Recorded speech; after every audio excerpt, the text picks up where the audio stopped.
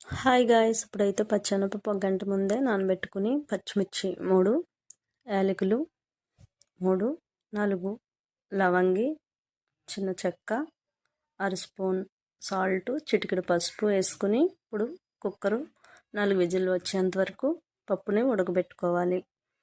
Stove on చేసి ఇప్పుడు గిన్నె పెట్టుకుని కొంచెం ఆయిల్, 1 స్పూన్ నెయ్యి వేసుకుని అర స్పూన్ జీలకర్ర, అల్లం, వెల్లుల్లి బాగా ఫ్రై అయ్యాక ఇప్పుడు బిర్యానీ ఆకు వేసుకొని బాగా వేయించిన తర్వాత పచ్చిమిర్చి, ఆనియన్స్ వేసుకొని చిటికెడు సాల్ట్ వేసుకొని బాగా ఫ్రై చేసాక కరివేపాకు వేసుకొని బాగా ఫ్రై చేసాక 1 స్పూన్ అల్లం వెల్లుల్లి పేస్ట్ పచ్చివాసన పోయేంత వరకు మగ్గించుకోవాలి.